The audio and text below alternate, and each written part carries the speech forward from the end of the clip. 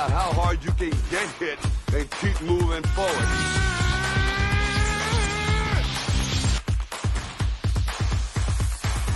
You're listening to the Wrestlebread podcast. Cut the shit. How many red carpets you guys want to walk in your $4,000 ridiculous heels? You will never be able to lace up my Chuck Taylors. This is your fault. This is your fault. I didn't get mad when you stole all my moves. Your daddy's not here anymore. How was your movie, by the way? I missed it. Mine went straight to DVD, just like yours. Careful you don't hurt your neck again going through those ropes. What is going on, ladies and gentlemen? This is episode 199 of the Wrestlebread podcast, one away from episode 200, which will be next week, which I'm very excited for. It's the week of All In, so I will be hosting a prediction show with the other fam from the Bloodline family, of course. So be sure to tune into that one. But if you don't know who I am, my name is JD, the first effing lady of the Bloodline Entertainment podcast. And yes, I'm not alone. I gotta turn it this way. She keeps moving. Hey, no, I just knocked down something. But yes, my girl cat Oreo making a quick appearance here. And first of all, if you don't know what the Bloodline Entertainment Network is a group of awesome people, podcasters, and writers who are passionate about what they do, whether that is wrestling, sports, fantasy baseball, fantasy football, movies, entertainment, gaming, whatever. Instead of going to all these different websites, you can go to one website, and that is the bloodlinenetwork.com. So be sure to check out the network, or else she's going to give you evil looks like she was doing as well. And if you're checking us out on YouTube, whether it's live, L-I-V-E, live, yeah, or if you're watching this on the replay, be sure to like and subscribe as well. And of course, you know, we have a lot of things going on. I always say, you know, if I'm not your vibe, then hey, it's okay. We do have a lot of different podcasts out there. Go to the website, check them out, and see which ones, you know, that you really enjoy. And, you know, if you like said podcasters, then go and check them out. Be sure to follow them and everything like that. And we have something coming up special this week. Let me play it for you right now.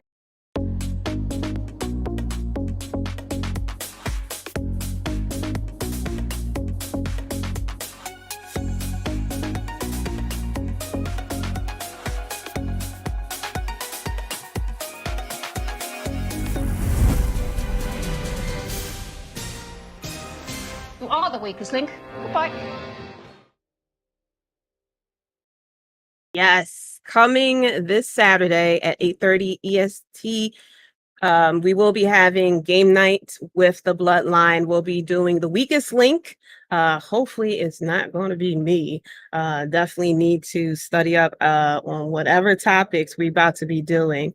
But yeah, be sure to check out game night with the Bloodline this Saturday at 8:30 EST. I'm sure there are a lot of people who are fans of the show from back in the day.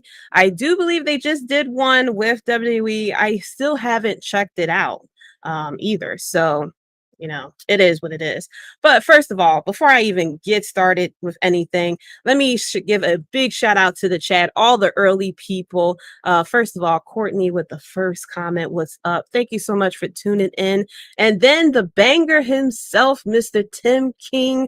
Yo, what's good, First Lady? Thank you so much for tuning in. If y'all didn't check us out yesterday, the AEW review show, be sure to check that out. And he did a watch along as well with Dirty Dango as well. And then Faction Cast, what is going on, KPG? Thank you so much for tuning in. And then the Tribal Chief, Devin.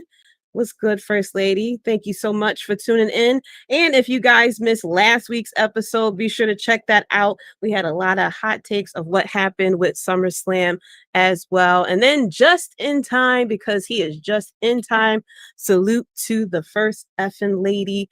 What is going on? Thank you so much for tuning in. And then shout out Universal Wrestling Podcast, Nick. Ayo, what's good, First Lady? I think that's everybody. Yep, Courtney saying, everybody's saying what's up to Oreo. What is going on? Faction Cast says, Coppin Mania tickets tomorrow. I ain't spending 10K though.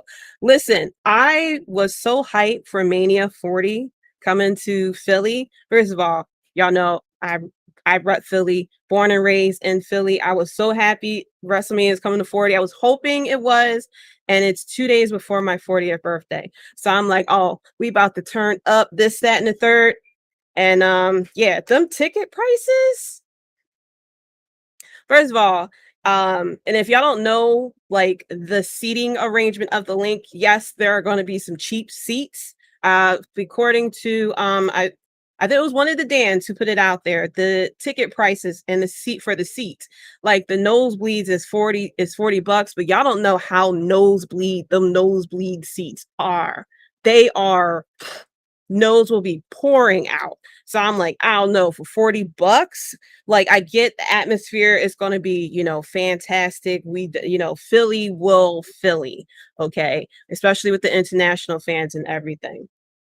Philly's going to Philly. But I'm like, for $40 for them nosebleeds, I don't know about that. I don't know. But yeah, I know the tickets going to go on sale. I'm sure they're going to go very quickly. I don't know. I may be looking at the secondary market or something like that. I don't know. Them tickets, Ticketmaster prices can be like, they can be something else. So yeah, I don't know about that. The Fatchcast also said game night. Yes. Get hyped for game night. Be sure, like I said, check it out on Saturday.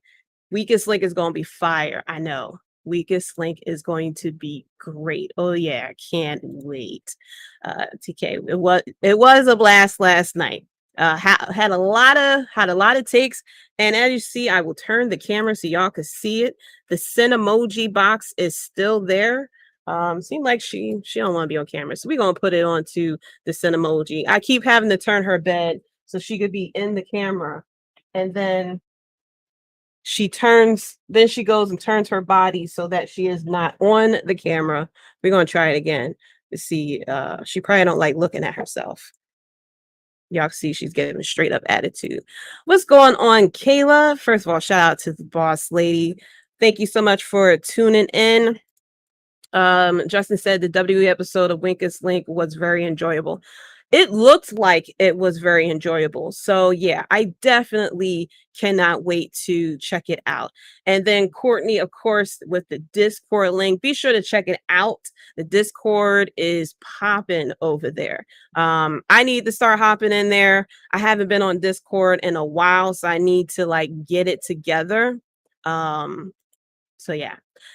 Before we get into more of what we're about to talk about this week, let's get a listen to our sponsor. Yo, what's good, brother? You ready to live stream? Oh man, I just don't know. I'm feeling real low on energy right now. What? You know what, man? I know exactly what you need. You need some W energy. Let me send you some W energy right now. W who? W what? W energy? What's that? What's W energy drink, you say, Tim? W is a clean energy drink that is made to give you focus with no crash, jitters, or against like other energy drinks.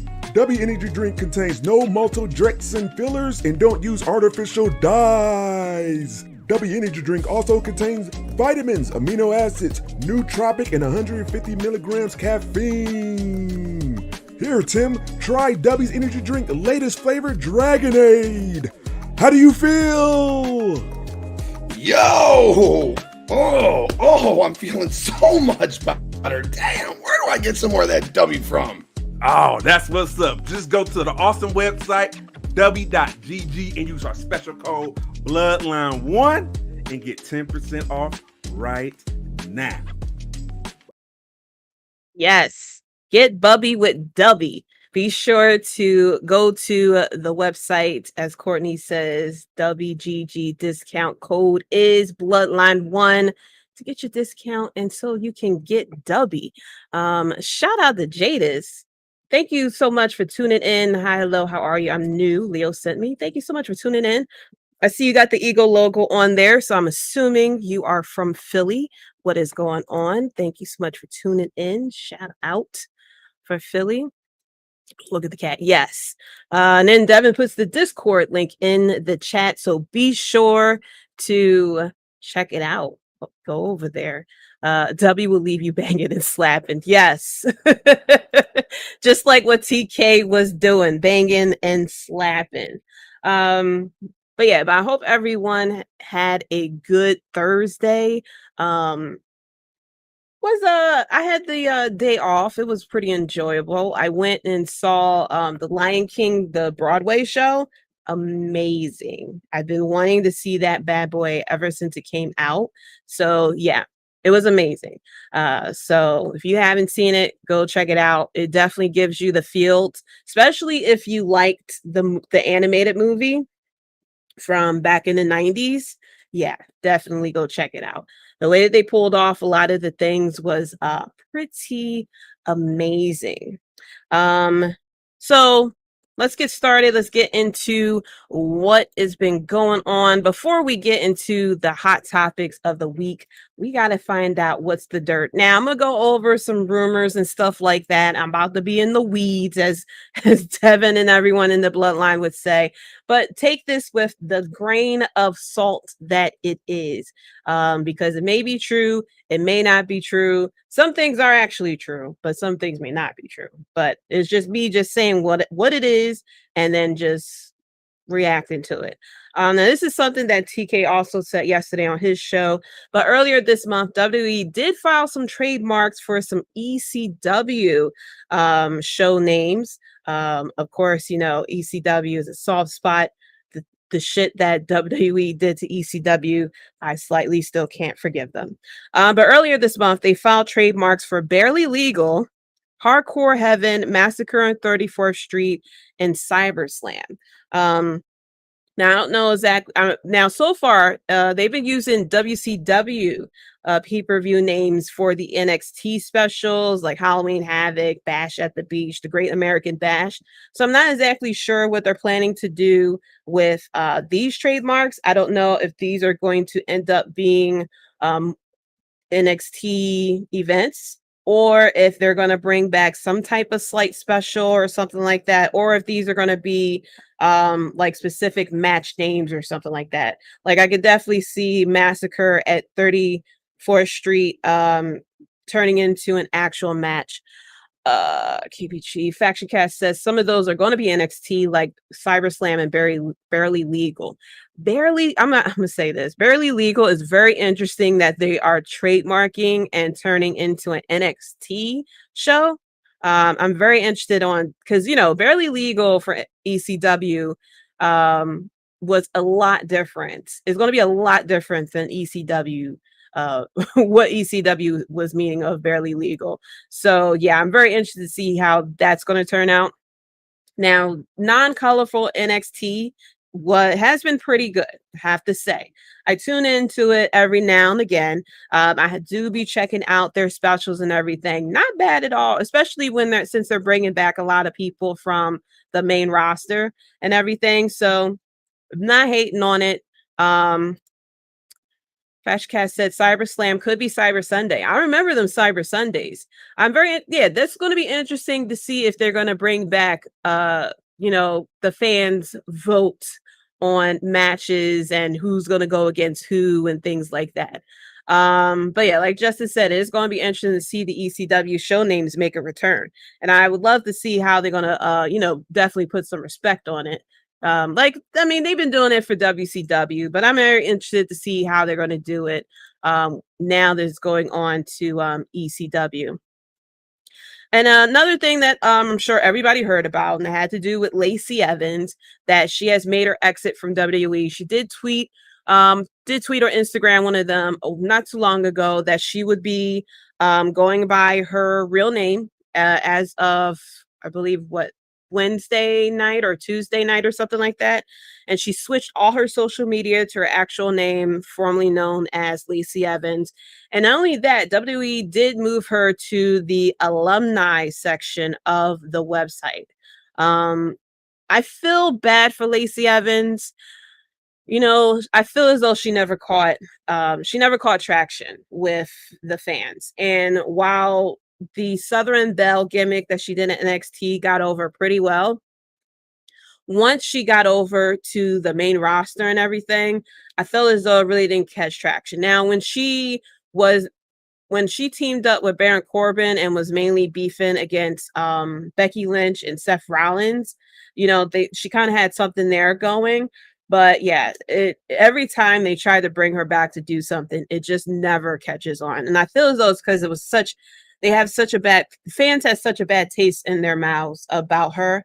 And I've always said they really should have leaned into the fact that she used to be part of the Marines, have her more similar to Sergeant Slaughter and stuff like that, which they actually did. And I'm very happy that they, leaned into it. But by that time, it was far too late. First of all, shout out to Ivan. What is going on there? What's going on, sis? Happy Thursday, First Lady in the house. Let's go.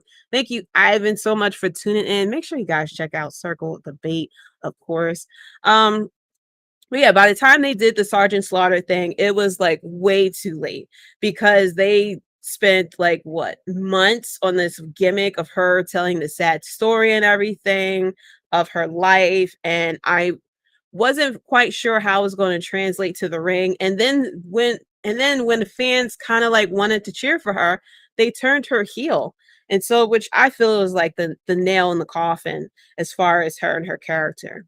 But I loved her when she was the Southern Belle, but I wish that they just got more into her military background more quickly, because I felt as though it's a lot of money left on the table, because you have a bit of a missing piece with when John Cena did a lot of things with the military. You have someone who's actually in the military. She's a Marine, and you could have definitely used her to make connections with the military background, especially when you do the tribute to the troops and stuff like that. But for whatever reason, Vince and all the creative team, they were just too stubborn to really do that for her. You could have easily had made her a face with the military background and stuff like that. Even if you wanted to turn her heel and give her more of a Sergeant Slaughter or something like that, and then just use her as a bit of connection with all the things that you guys do with the military. It's just it's really sad. There was money left on the table. Justin said, Lacey has had so many different characters and repackages and nothing worked. Her leaving really felt like the only option she had. Plus, why stay if after all that time, nothing you're doing works? Exactly. And it's really a shame, like I said. And I've been saying this for a long time. They should have let her. I understand you wanted to bring her up as the Southern Belle, but once that was done, you could have easily repackaged her. And which they kind of did. They did have her as a face. They used her daughter and stuff like that. And I was like, that's fine. If you want to lean into that, that's cool. And then they did this, and this just came to me. They did the whole storyline with her and Ric Flair. Remember that craziness? And then they was trying to make it seem like there was the thought or the rumor out there that she was pregnant, and they were going to run the story that Ric Flair was her baby daddy or something crazy like that. I just felt like you guys should have, when you guys decided to turn her face, you guys should have just turned her face, throw on the military background, and let her be that liaison between WWE and y'all military crowd. Courtney said she fell off when she got pregnant. I feel as though the creative team fell off when she got pregnant. I feel as though they were probably upset that she did get pregnant, because they, creative team, WWE is petty like that. I feel as though they got upset that she got pregnant because it messed up their plans, especially the fact that Charlotte and Ric Flair was part of those plans. So now they had to scrap everything that they were doing and then continue on from there. Yeah, I feel bad for her. And then next up, so this is from Dan Bakley, Dirty Dan. He sent me a link of a video that WWE had put out there. Because like I said, WrestleMania 40 is coming to Philly. The tickets go on sale tomorrow. So they had to start doing their marketing for WrestleMania. And the person that they sent for their little marketing and their media stuff was Mr. Adversity, Cody Rhodes. And you guys know how I feel about Cody. Hey.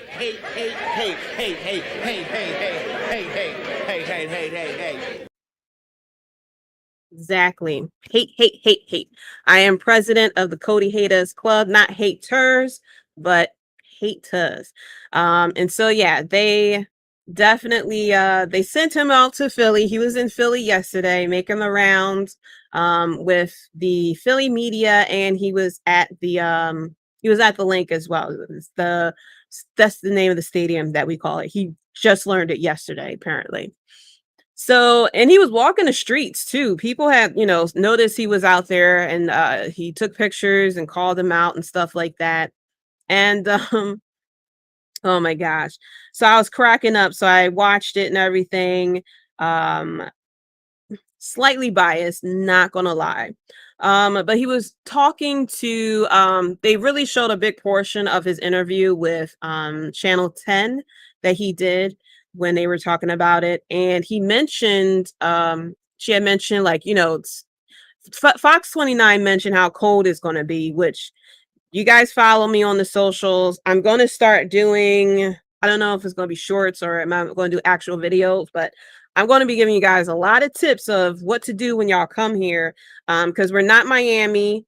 This isn't Miami. It is not going to be hot. I mean, if it's hot, then global warming, but it is going to be cold when WrestleMania comes here. Like, we will just still coming out of winter, and the link is by a river, and that bitch is a wind tunnel. So it's not going to be warm. Don't come up in here with some shorts and some tank tops unless you just one of those crazy people that loves the cold like that. It's going to be cold as hell. And so bring hoodies, bring extra, be layered up or whatever, depending on what the temperature is. But yeah, they told him, it's going to be cold when you guys come here. But it was Channel 10 that talked to him about like, you were here previously at you were here in Philly. This isn't the first time that WWE was in Philly. And he spoke about, how the Philly crowd, how we're unorthodox, stuff like that. How Philly fans, if you are the good guy, Philly will decide you're not the good guy. I mean, look at, of course, the biggest example, Roman Reigns at Royal Rumble 2015, that where not only we booed Roman Reigns, but they brought out The Rock as to try to save him, and even we booed The Rock. And so he mentioned how, he was at Money in the Bank years ago, and how the fans had cheered for him and this, that, and the third. And ever since then, like, he fell in love with Philly fans. And then he sat there and said that Philly, what became his second hometown after that. And I'm like, you're lying. I'm like, sir, Philly became your second hometown after that. First of all, I was at that Money in the Bank. It was 2013. I remembered it because I took me and the Hubs. We went there. I took my son there. It was his 4th birthday. I said I was doing it for his 4th birthday. He was somewhat of a John Cena fan at that time, but I mainly did it because I wanted to go to Money in the Bank. But I was like, oh, son, we get to see John Cena. He had no idea pretty much what was going on, but we went there. And I'm sitting here, like, the way he made it sound, because he was like, yeah, they was cheering for me when I climbed the ladder. And after that, like, it became my second hometown. And I was like, I don't remember. Like, I'm sitting here, like, I remember he was there. He had the dark hair. I wasn't too shabby about everyone that was in the match because I was like, I could have sworn that like he probably like, you know, the way Philly is, we do respectful cheering. So if you do something amazing in the match, we'll cheer for you, you know, unless you're being shoved down our throats. You know, example Roman Reigns. Sorry, Devin. Roman Reigns wasn't cool back then. But I'm like, he probably did something respectful, you know, did something cool during that match, and then we cheered for him. Because I was like, I don't think we went into the match cheering for him. And so yes, I did fact check because I'm sitting here like I don't remember that we just outright just cheered the shit out of him out of nowhere. That's how he made it sound. And yes, I fact checked. So in the match was oh, I forgot their names, but it was back when Claudio and Jack Swagger was on the team. They said "We the People." That's what we were all popping for. We the people, and all this other stuff. It was Dean Ambrose. It was Fandango. It was who else was it? I'm missing people. It was Fandango, Dean Ambrose, Claudia Cesaro, Jack Swagger, Damian Sandow, and Cody Rhodes. We cheered. This was back when Damian Sandow was kind of being funny because he was doing that "You're welcome," and they were a team called Rhodes Scholars or something like that. And that was the one that Damian Sandow won, and I believe he had to give John Cena he had to tell John Cena when he was about to cash in, and he was the only one that lost. He was the first one, I believe, that lost the cash in. So here's what happened. We did cheer for him. What's going on, Dylan? Thank you so much for tuning in. What's good, JD? So here's the story. We did end up cheering for him. You know, we Philly, we like our ladder matches. We like, you know, we like our shit. We like our extremeness and stuff like that. Yada, yada, yada. I had it mixed up. I thought he was in the ladder match that had Rob Van Dam because at first I was like, no, we didn't fucking cheer for you. Rob Van Dam was in that match because every single time back then, every time there was a pay-per-view in Philly or it was a Raw or a SmackDown, something special, they always brought out Rob Van Dam. That was their safety net back then for Philly. So I remember they brought out Rob Van Dam because I remember popping so hard to see him because it was like one of the few times I ever saw him live. That might have been the first time I seen him live. Not 100% sure, but I remember I was hyped. I thought Cody was in that ladder match. He was not in that ladder match. I forgot back then there was 2 separate ladder matches because the titles were split. So he was in that match. At first, we cheered because Damian Sandow had the mic, and previously, they had Zeb Coulter who came at Philly because we're, you know, the usual stuff that he would sit there and say when he was the manager back then. Damian Sandow comes out. We initially cheer for him, and then of course he says some shit about Rocky, and that's when he was like, "Okay, boo your ass." You don't talk shit about Rocky to Philly. So we booed him. What happened was Cody started doing the Cody thing. He didn't extremely underdog it back then. He underdogged a little bit, but he was doing some crazy extreme moves and stuff. And so that got us cheering. And then he came out the ring and he stood there and we started chanting Cody, Cody, and he grabbed this tall ass ladder and got in and he started to at the end of the match. So the Shield came in. The Shield were bad guys at that point. I think that's when the Shield wasn't exactly over just yet.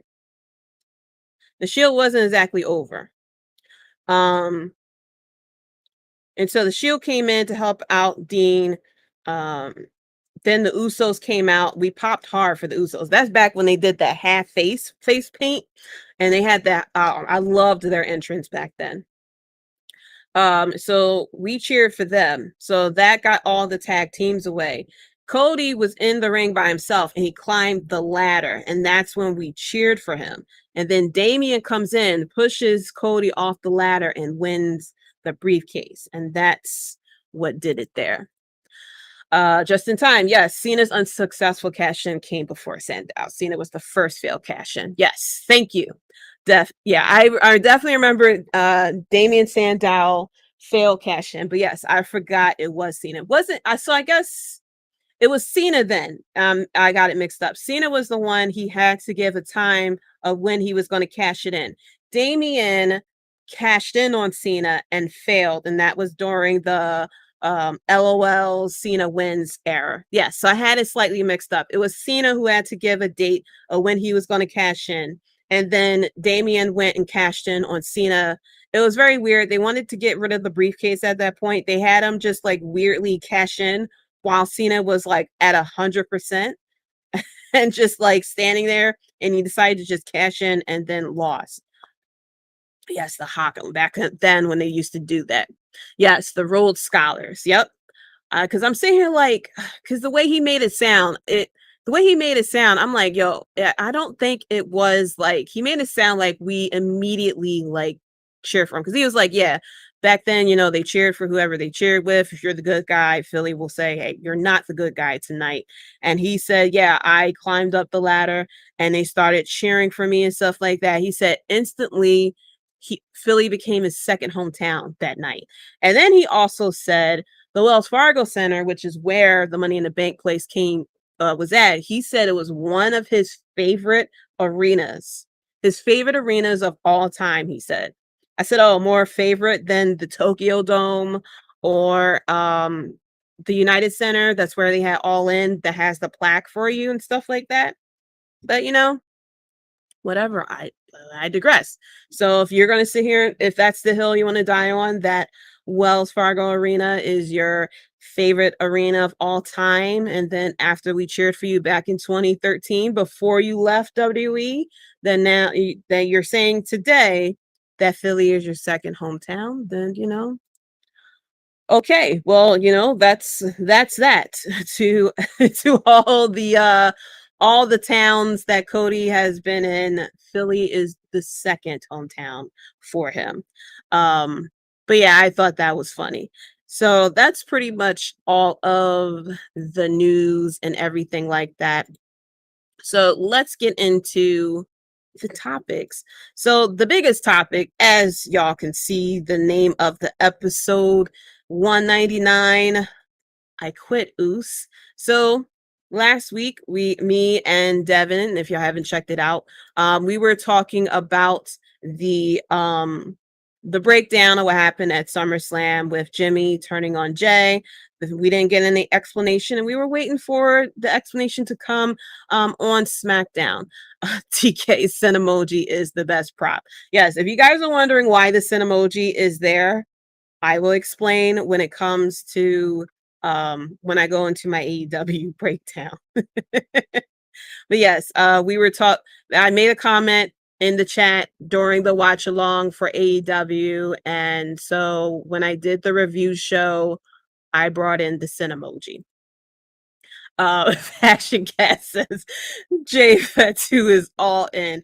Yes, after Jay Uso decided to quit, everybody not everybody and their mama, not everyone's mama was saying it, but there was a nice sizable amount of people who decided to do the clickbait articles and stuff like that of if Jay Uso is going to AEW or whatnot. Like, they took it seriously. WWE played right into it. They moved him to the alumni section of the website. I was cracking up at that. But to recap what happened, Jimmy turned on Jay. If you guys watched the watch along for SummerSlam, be sure to check it out. I was hyped because I was like, we're finally getting Uso versus Uso. A match that I've been waiting for a while, a match that the Usos wanted to do themselves. And they said during Ariel Helwani's interview that they wanted to do Uso versus Uso at WrestleMania. That is like their dream scenario, is to do Uso versus Uso at WrestleMania. WrestleMania is a nice couple of months away. Can't stretch out, a storyline that long to where as though people are tired of it.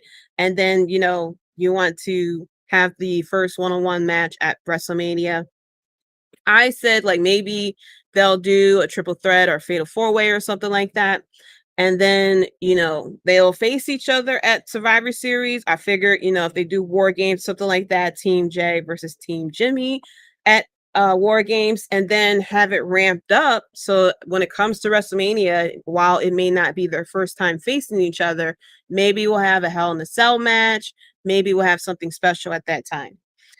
But people were very curious as to why Jimmy turned on Jay. And I was hoping that it wasn't going to be as far as like any type of jealousy or anything like that. People had assumed that Jimmy was rejoining the bloodline, which I figured it wasn't, because after Jimmy kicked Jay in the mouth, he left. He did not celebrate with Roman Reigns. Normally when people join the bloodline, especially when they interfere in a match, they usually, celebrate with Roman Reigns or at least stick around or something. But Jimmy left. So we get to SmackDown as far as we had Roman calls Jimmy out. Well, no, Roman kind of called Jimmy out. Jimmy was in the crowd. He comes in and Roman was like, thank you. He's like, what is it that you want? You want a yacht? You want money? You want this and that and the third? And Jimmy said, I don't want nothing from you. And so we had Jay come out. We had the explanation from Jimmy as to why he didn't, why he turned on him.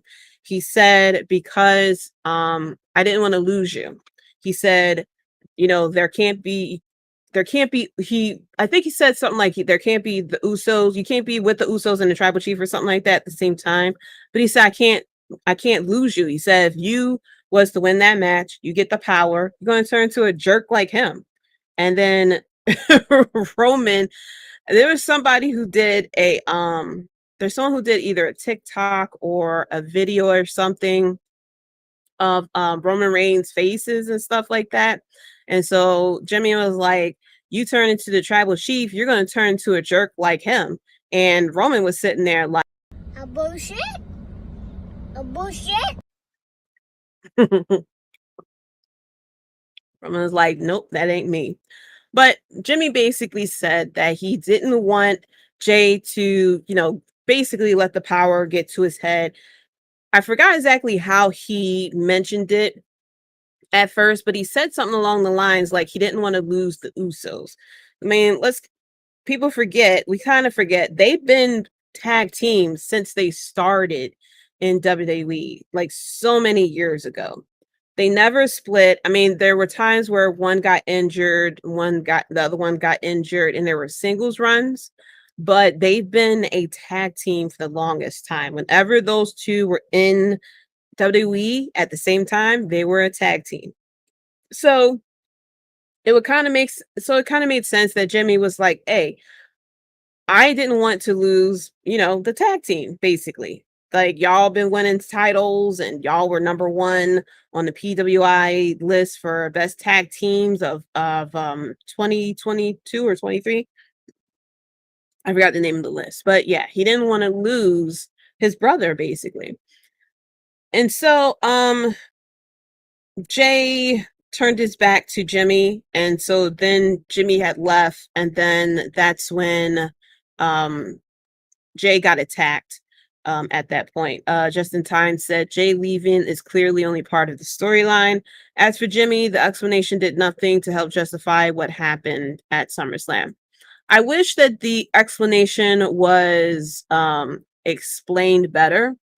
I feel as though if he sat there and said, like, I feel as though you becoming the tribal chief is reverse of what we're trying to do, that we're trying to keep the family together, but Roman got the power, went to his head, and that Roman, once he became the tribal chief, that it was more than just the family. It was about himself and using the family to better himself. And he didn't want Jay to get that power so that he would forget about his family. Because, Dom Toretto said it's all about family. So that's what I felt he was trying to say. But the way he explained it, it was a bit wonky. And I wish that he explained it a little better. But you know, whoever wrote that promo definitely just scribbled it down and just passed it along. But that's what I felt he was trying to say, that he wanted to keep the family together. If Jay was to get the power of the tribal chief, he would turn into Roman, where, you know, he wouldn't be worried about family. He would be using family to further himself. So that's how I kind of got from it. So Jay gets attacked. He's able to, you know, hawk up and get away from super kick Roman, super kick Solo, and was able to leave. Jimmy was standing at the end of the entrance, and Jay comes down. He was like, "Hey, Jimmy," and then he like motioned for Jimmy to hug him. He was motioning for a hug, and then Jimmy comes in. Like, you could have definitely did a slow-mo of, like, you know, that dun dun dun dun dun, and a slow-mo of it, and you know, of the hug, and Jay kind of went out for the hug and then just fucking super kicked him. And I was looking at that. What the fuck? Oh shit. Yeah.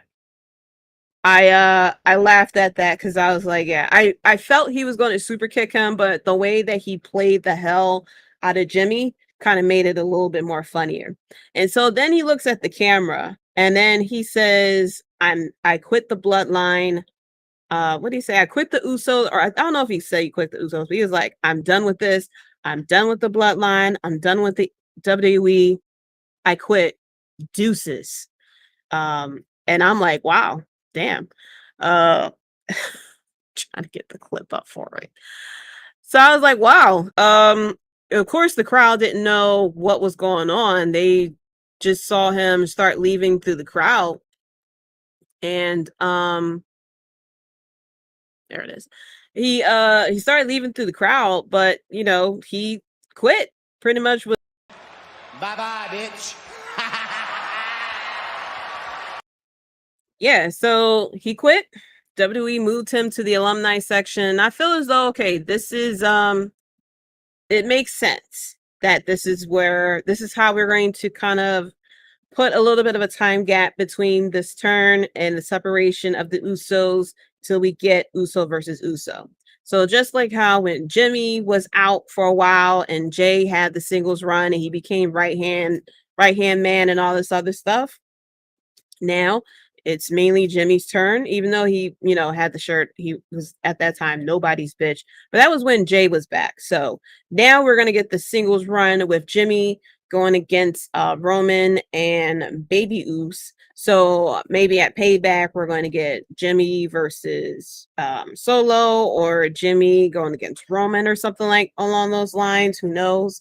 Or maybe a reunion between Jimmy and Sami Zayn, since KO is injured and, you know, they don't really know what to do about it. You can definitely have Jimmy and Sami Zayn come back together again.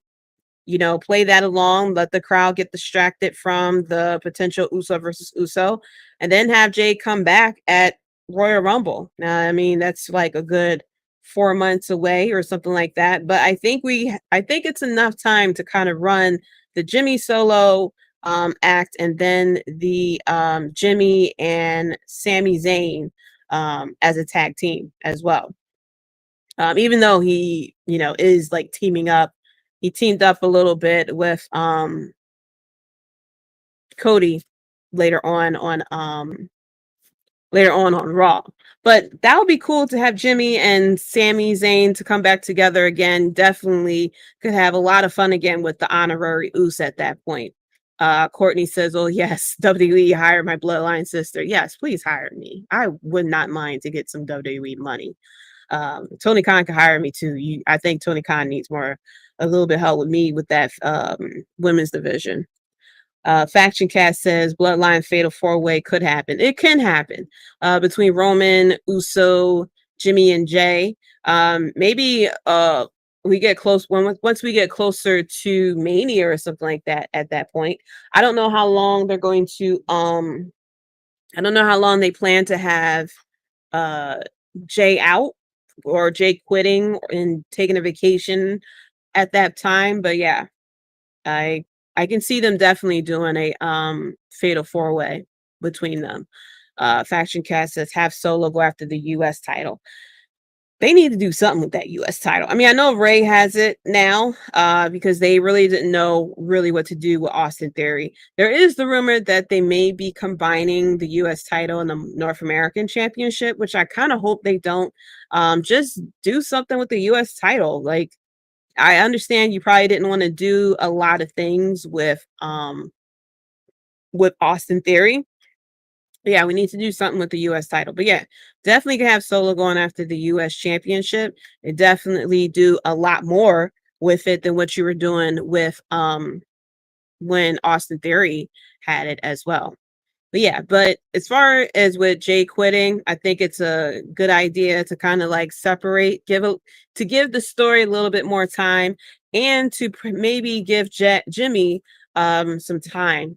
Yeah, 'cause if I remember correctly, Jimmy was out, Jay had the solo run. I don't remember if Jimmy had an extensive solo run as Jay had during the Bloodline timeline.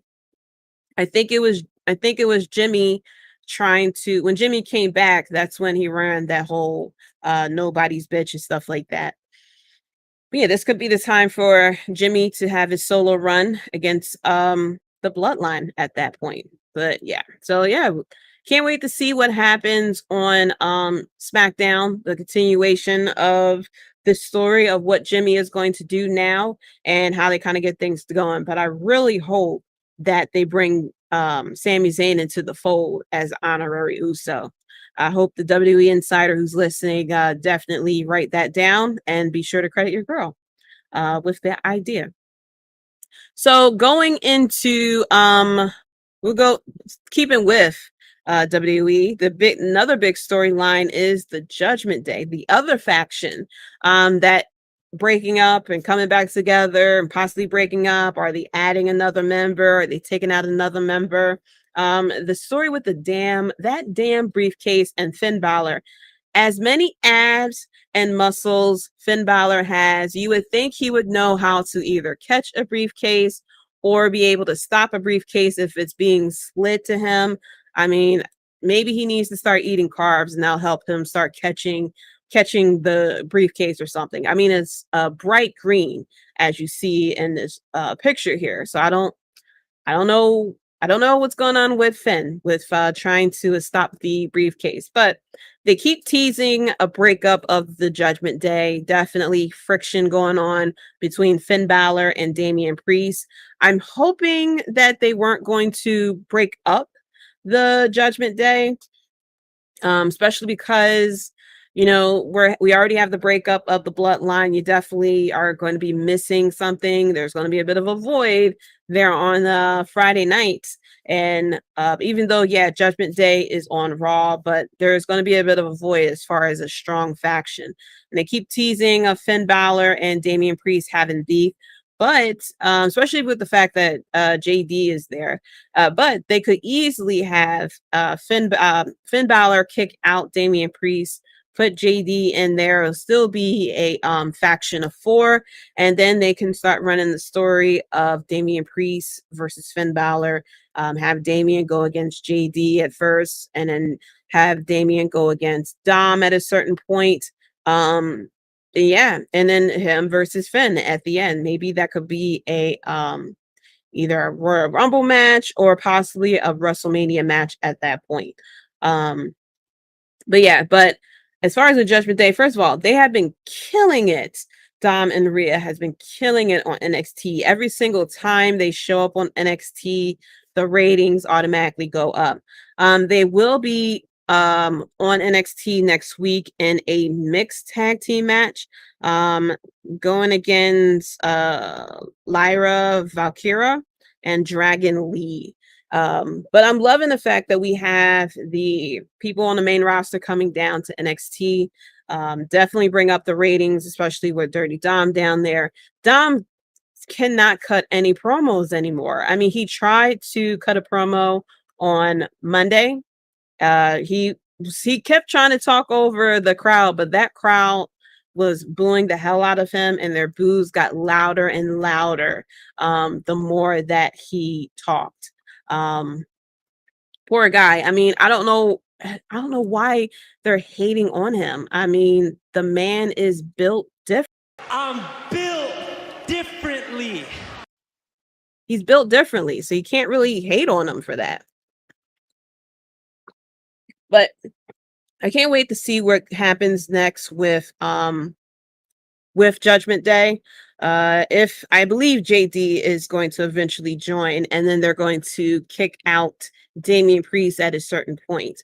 But who would have thought that, you know, once Finn Balor had taken over the Judgment Day, that it would have turned out to be like this. I remember when Edge was, you know, on top, and he was the leader of the Judgment Day, and then they brought in Finn Balor, and then Finn Balor had, you know, them Judgment Day turn on Edge. I was like, I don't know about Finn Balor being the leader. Even though I know he was a leader of the Bullet Club, I was like, I don't know about the Judgment Day under Finn Balor, but look at us. Hey, look at us. Look at us. Huh? Who would have thought? Not me. Like, who would have thought that now today we are talking about the Judgment Day and how good the Judgment Day is and making comparisons and stuff like that. And every time Dom and Rhea is in NXT, people tune in. We got Damian Priest, the level 79 Archer, you know, coming in with the Senior money in the briefcase, and then Finn Balor with, you know, not 1% of body fat on his body, just killing it. The four of them just killing it all together. Courtney says that Dom looks like his real daddy Eddie. He's acknowledged that his dad is Eddie. So I'm proud of him. He actually did tune in to Peacock or WWE Network, wherever he was watching it from. And he did see that, yes, Eddie is your actual dad. That deadbeat dad, your deadbeat dad, Rey Mysterio, only considers himself your dad because he won you in a ladder match. You know, that's probably like soul crushing to hear and to watch, to know that, you know, your real dad lost custody of you because he lost in a ladder match. Courtney says Edge retires this week. Yeah, I did read that with him going against Sheamus, and it's going to happen in, I believe, Toronto, that they it's going to be his retiring match, but they didn't want to say that it's going to be his retirement match. He didn't want it to come out, and WWE is kind of like respecting his wishes and stuff like that. So yeah. Shout out to Dirty Dan. Thank you so much. Check out Cage My IQ. I did talk about the Cody video you sent me earlier today. But yeah, thank you so much for tuning in. As there go Dirty Dan. This is the last match on his contract. Yeah. And Courtney says, yeah, his hometown. Yeah, so I guess he's going to, after the match, I'm going to assume he's going to cut the retirement promo. I don't think he's going to be wearing the salmon jacket like Mark Henry did there. But, you know, it's sad to see him retire. You know, that it just shows that, you know, time is flying, that, you know, some of us remember when Edge first started in WWE and just the journey that he's been in and everything like that. I mean, I'm sure everybody is just going to be. That's what I'm talking about. This shit means something to me, man. Yeah. So it's going to be a heartbreaker. It is going to definitely be a heartbreaker. Yep, Courtney said with the Brood. Of course, everybody remembers the Brood. Who doesn't remember the Brood? So speaking of heartbreakers, let's go into the next topic, and that is Mr. Gable Stevenson. Poor guy. They really hyped him up and tried to make him into basically another version of Kurt Angle. And I feel bad for the guy. So Kurt Angle had spoke about when he went and faced Baron Corbin and the reaction that he got with Baron Corbin. I felt bad for him. I definitely had bad feelings because when we first saw him, he was at that WrestleMania. The other Olympian, the female Olympian he was with, I forgot her name. She was more hype about being in the ring than he was. They brought him on, they signed him and everything like that. He got drafted to WWE. He got drafted to Raw, and we didn't see him at all. He wasn't even backstage, no match or anything like that. I said that is an issue that we haven't seen him, not even him backstage or anything like that. Not even him playing as a security guard for someone else's entrance. So I was like, that's a bad sign. Then we saw him in NXT and everything like that. And then they announced that his first match is going to be against Baron Corbin. Of course, not happy, not sad Baron Corbin, not happy Baron Corbin, but the lone wolf Baron Corbin, repackaged in a very nice way. New music, new theme song. New theme song, new look, new entrance and everything like that. And then we had Gable Stevenson come out with the Olympic medal, with the stars and stripes in the background, with a wrestling singlet and everything like that. And you would have thought he would have got cheered from the get-go, but the NXT crowd saw him and was like, oh, brother, this guy stinks! Yeah. Poor guy, never caught on. There was a portion of the crowd that cheered for Gable Stevenson, but he started to get the Cena chant, which isn't good for your debut match. And then the crowd got behind Baron Corbin, and by the end, the crowd really got behind Baron Corbin. Courtney said 2 years too late. Yeah, right. The fact that it took since he got signed and then he was drafted to Raw, that it took all this time for him to have his debut match. It's that means it's something really bad happening. Dan said how crazy is his brother Damon Kemp was the throw in to get Gable to sign and wind up being the better pro wrestler. Exactly, yo. That is crazy. That is crazy. Yeah, wow. Look at Dan giving us the news from the weeds. I didn't know that. I knew that was his brother. Of course, NXT doesn't want that. I think NXT didn't make that known. Because I think, if I remember correctly, the storyline was he was helping Damon's, I forgot, the Thorpe or something like that. He's helping him out. And he is facing Damon Kemp, and he was like, well, I can help you train against him. And he didn't mention that's his brother or anything like that. Of course, WWE did not want that to be known. But yeah, he comes out with Eddie Thorpe. I don't know why I said Thorne. I'm thinking of somebody else. But yeah, he helped him out with the little vignettes and stuff like that, helped him spar and train and stuff like that. But yeah, it's as far as the match, and I believe I did talk about this a week or two ago. The match was it was average, I would say. It was a typical debut match of what you expect, but the crowd I don't know how they're going to do it. I don't know how they're going to turn him around. They're going to have to turn him heel, which isn't going to be good for him, especially if he is trying to go for the Olympic, if he's still working towards the Olympics. I know he hinted that he can, go back to college, or he can, start working towards the Olympics or wrestle. I think he is going for the Olympics.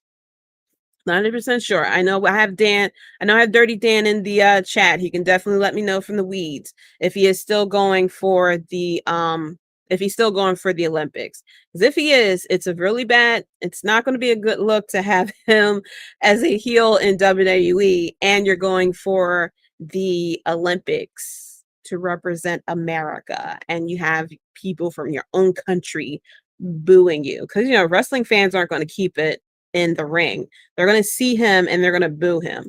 Dan said they made it too much like Kurt Angle. It really did. Okay.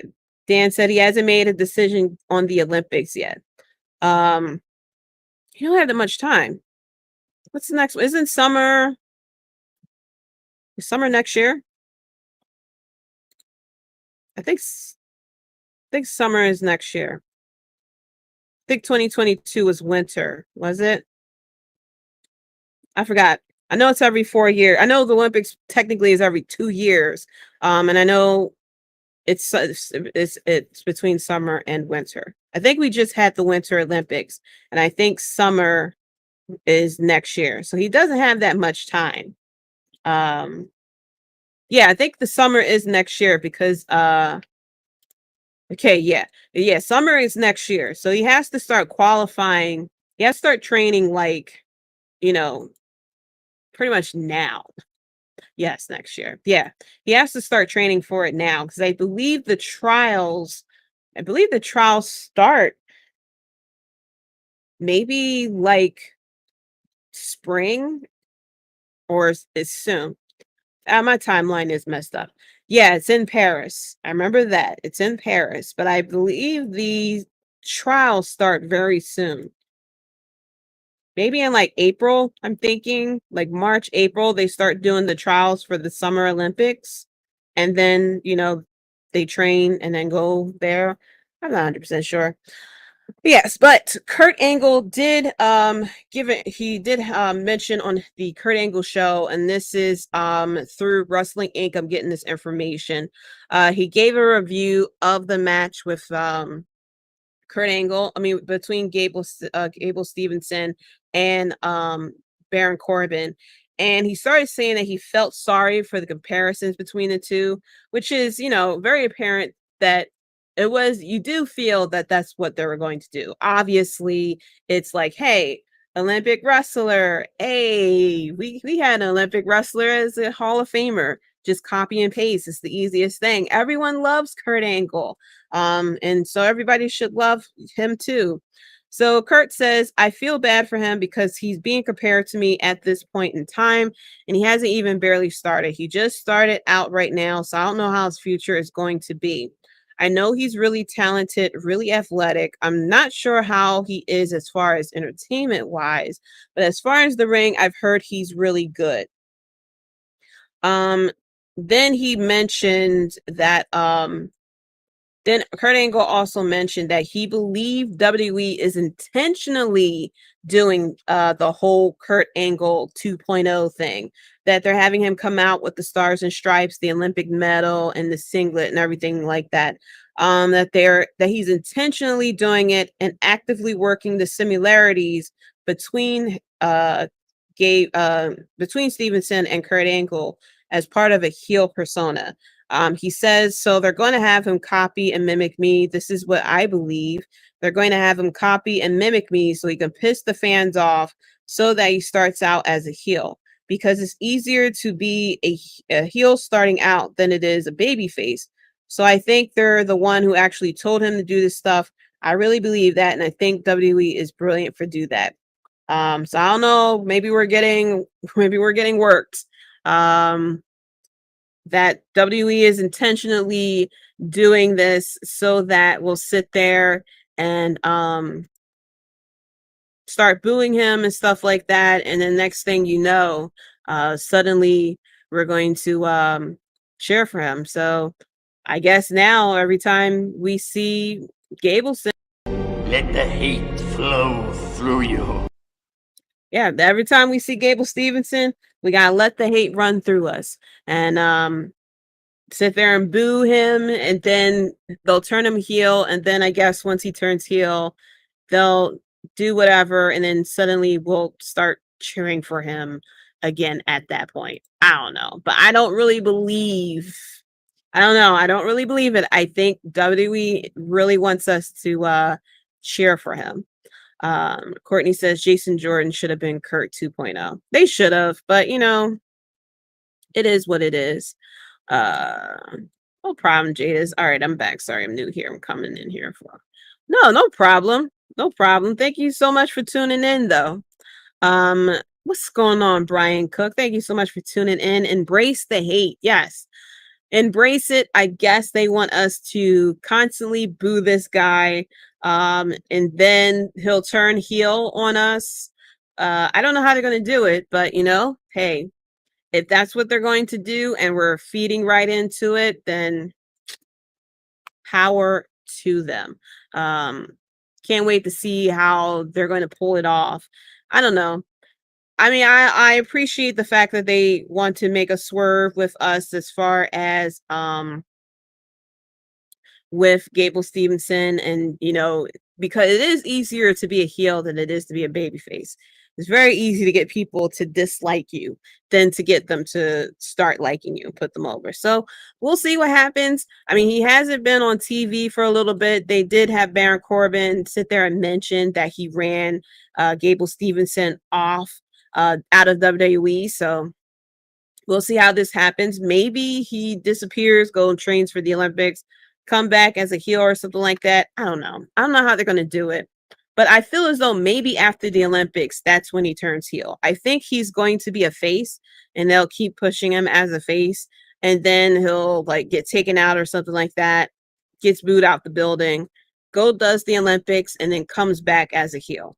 I think that will make more sense.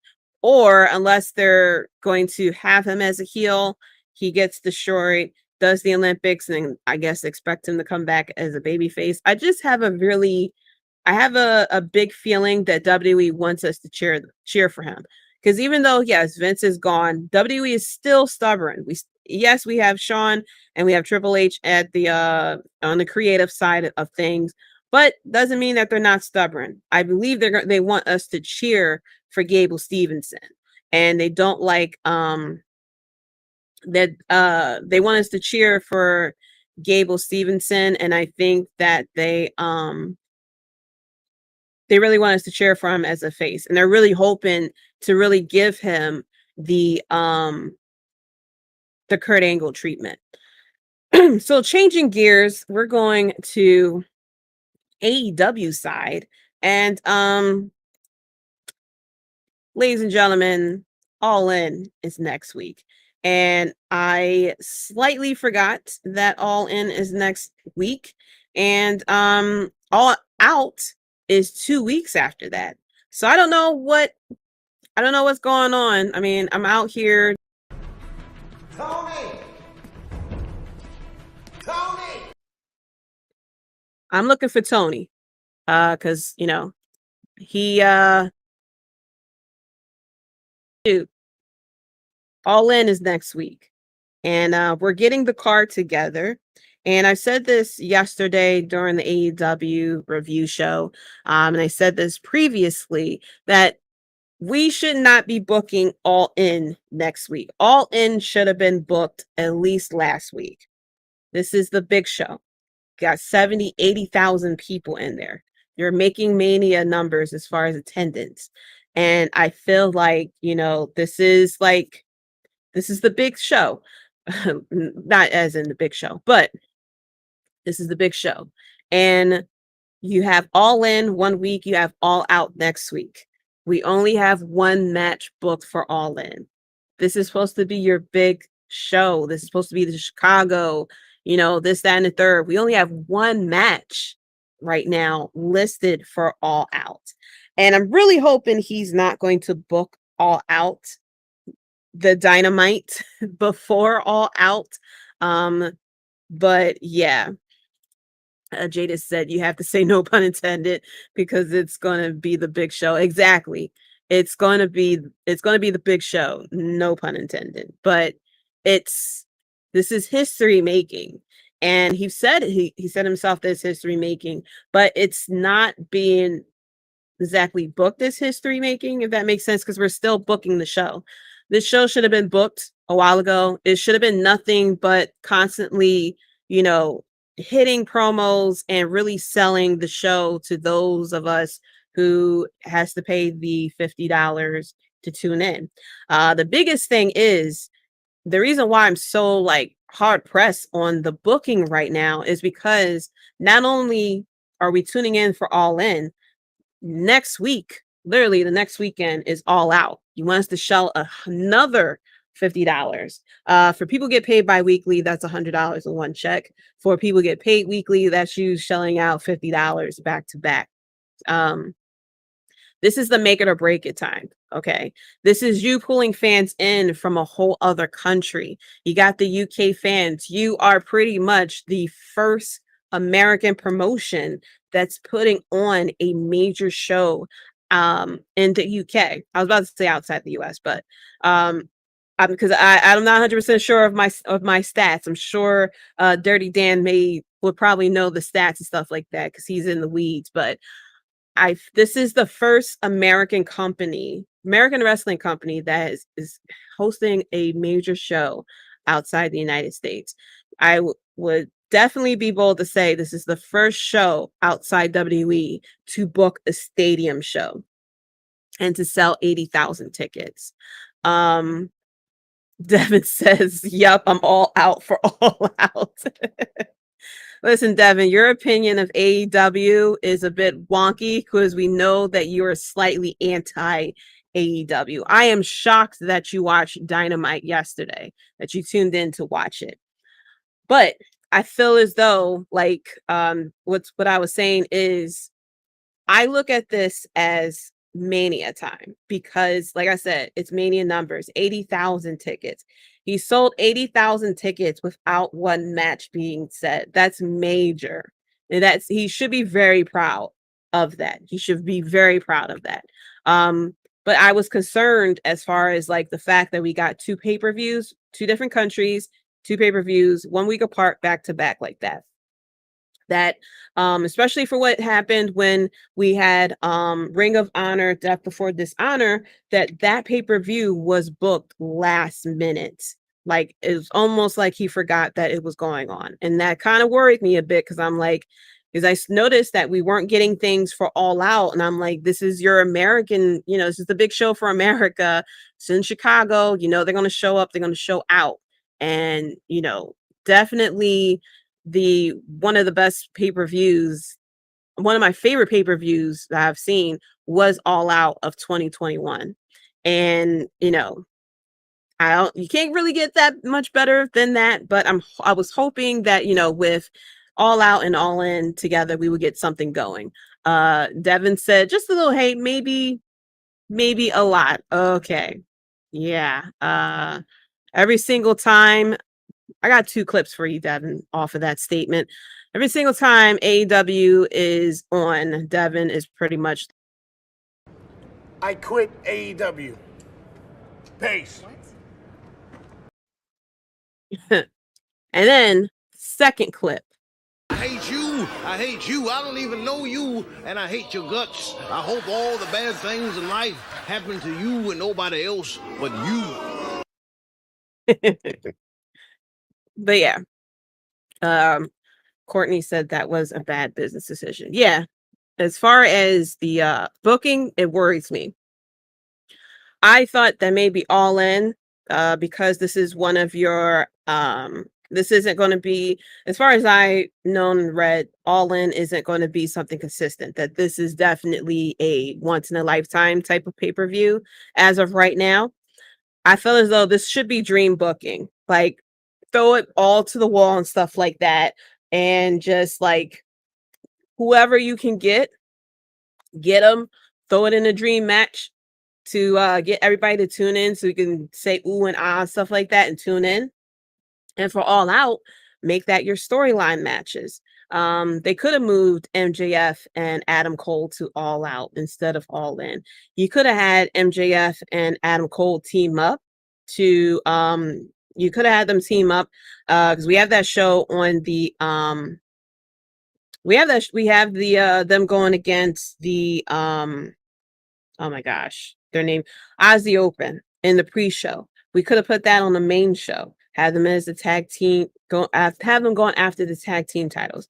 But yeah, make it a bunch of dream matches for All In. TK Tim King asked me yesterday, should he book Goldberg for All In? And you know how I feel about Goldberg. I feel as though he should stay away. But 80,000 people, big stadium show, go all in. Book his old ass on there. Him versus Wardlow, you know, just going out there and everything like that. I mean, it was Goldberg versus Wardlow is pretty Big meaty man slapping me. okay. So yeah, throw it all out there, go all in, do all the dream matches and stuff like that. And All Out should be your storylines and everything like that. The biggest thing that I'm confused about is with All Out, what is CM Punk doing? Normally All Out, it's all about, you know, been about CM Punk. What is he doing? This man is involved in like 5 different storylines at this point, going after the trios title. He has the fake title. He has beef with Ricky Starks. He got beef with MJF. What the fuck is this guy doing for All Out? What is he doing for All In? He also has beef against Samoa Joe. Samoa Joe just wants to beat his ass. Samoa Joe has been cashing them Twisted Metal checks, and he is feeling good. Brian said, print that on a t-shirt. I hate you and I don't even know you. And here goes Tim King. Goldberg, let Wardlow go over him. I don't know if Goldberg is going to allow Wardlow to win there. I mean, if you're going to bring in Goldberg for his first match, I'm very sure they're going to book him to win. Courtney says Goldberg, then bring Nia Jackson. I don't know about Nia Jax. I think Nia Jax going back to WWE. I think that's what's going to happen at this point. But as of right now, we have, including the pre-show, 8 matches on the card, and then 2 possible more matches coming in. So for the card, we got MJF and Adam Cole for the AEW World Championship, FTR and the Young Bucks for the AEW Tag Team titles. The Fatal 4-Way match for the Women's World Championship, Hikaru Shida versus Saraya, Britt Baker, and Toni Storm. The Golden Elite, Hangman Page, Kenny Omega, and Kota Ibushi, going against Bullet Club, Gold, Juice Robinson, Jay White, and Konosuke Takeshita. Chris Jericho going against Will Ospreay. The Blackpool Combat Club, and 2 mystery partners. So Moxley, Claudia, Wheeler Yuta, and 2 mystery partners going against the returning Eddie Kingston, Lucha Brothers, Orange Cassidy, and the Best Friends in the Stadium Stampede. And then we have AR Fox and Swerve Strickland going against Darby Allin and Sting in a tag team coffin match. Undertaker definitely rolling around in his grave because he never participated in a tag team coffin match. And he's probably upset that they didn't think of that first. And then we have, for a pre-show, Aussie Open versus MJF and Adam Cole for the Ring of Honor Tag Team Championship. And then, of course, it may possibly be some Samoa Joe going against CM Punk. CM Punk has yet to accept the challenge from Samoa Joe. Samoa Joe put his ass to sleep last week, and we have yet to hear not even a peep or a tweet or an X, whatever it's called, Instagram post or anything from, or Instagram story from CM Punk about what happened. And then we may have a rematch between the House of Black and the Acclaimed, maybe a returning Billy Gunn at that point. Who knows? And then, so that's for All In. For All Out, wait till y'all hear what's for All Out. For All Out, we got Luchasaurus versus Darby Allin for the TNT title. That's pretty much it. So we are 2 weeks out. We only got 1 match going for it. And I feel as though Devin said, wait, Joe versus CM Punk at All In. They ain't even announced it for All In. I don't know if I don't remember if Samoa Joe is challenging him for All In or All Out. I don't remember which one it is, but I know Samoa Joe wants to whoop CM Punk's ass just for a good one. I think it is for All In. Yeah, I think it is for All In. So yeah, that is the card for All Out, which scares me because we only booked the TNT Championship. That's it. So I don't know if CM Punk is going to, want to challenge whoever wins between MJF and Adam Cole.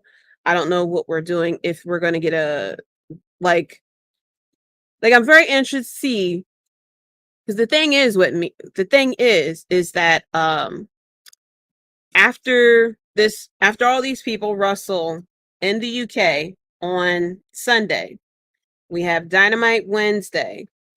And then I'm guessing we're going to have Collision in Chicago Saturday. And then we're coming back for All Out on Sunday.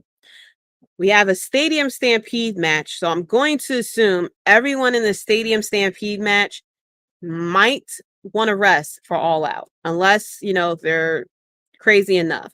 The thing is that I'm kind of worried about is that we got a lot of, first of all, this is pretty much WrestleMania. Let's book as many people as we can.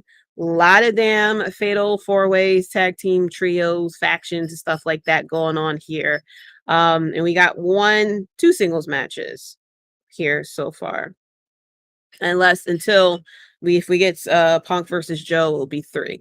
Usually we get like a cool 10, 11 matches out of this. So we definitely got a couple of more matches to go. But All In is kind of booked. I just wish that this card would have been booked 2 weeks ago, and that now all that we're doing here is doing promos and segments that is promoting the shows. We had Britt Baker wrestling yesterday. She should have cut a promo. Somebody should have interfered. We should have a backstage segment, of someone calling out Britt Baker in the ring. It was like crickets.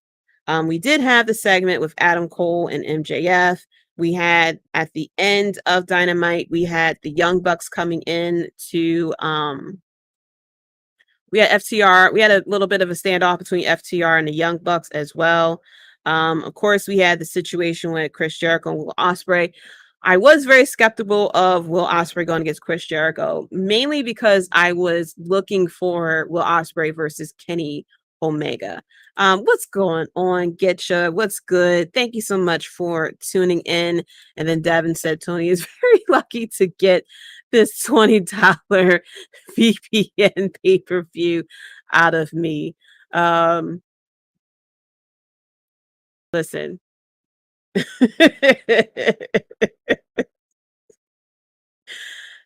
And I'm sure he's only going to get it once out of you. I don't know if you check in. Well, you say you're out of All Out. But he's only going to get $20 out of you. I'm sure Tony is going to be very happy to get the $20 out of you. But I'm sure if somebody asks you about, you enjoying, you talking about enjoying All Out or All In, I'm sure you're just going. No, I didn't.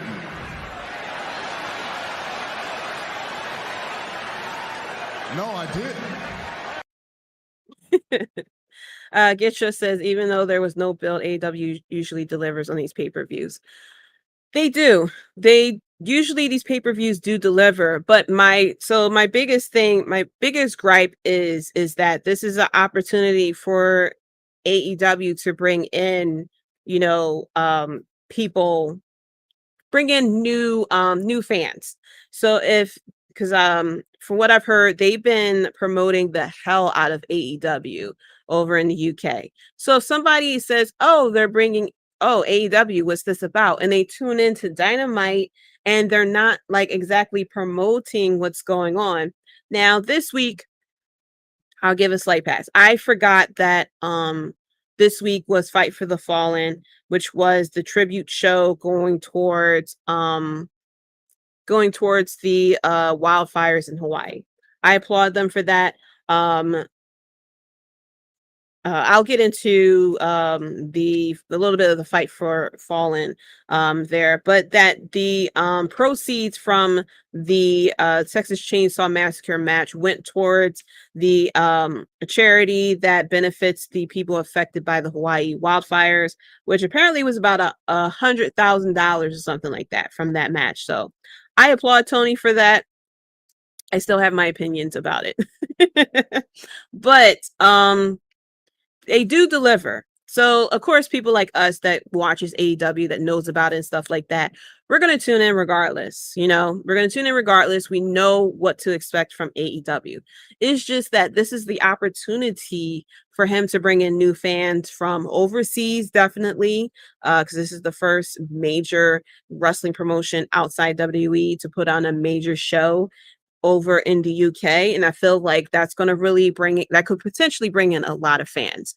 You know, it's bringing in fans in the US, people who like never heard of AEW as well, and I feel like this is a big opportunity for him to capitalize, to bring in fans and to really promote All In and All Out, because when you get to the biggest thing is that with All In, you can sit there and say, hey, if you enjoyed All In, here's the card for All Out. And I'm hoping the card is done by the time we get to All Out. I will be a little bit upset if we get to the Dynamite before All Out and the card isn't set. I can see if he's adding like, you know, one or two matches at that point. But if he doesn't have the full card, like if he is actively booking All Out that Dynamite, Tony, like we're looking for him. Matt, angry emails and tweets all around. But I'm hoping that the card for AEW All Out is booked by the time we get to All In, so that when all people enjoying All In start promoting All Out. Hey, if you enjoyed this, look what CM Punk is doing. Look what Adam Cole or MJF are doing.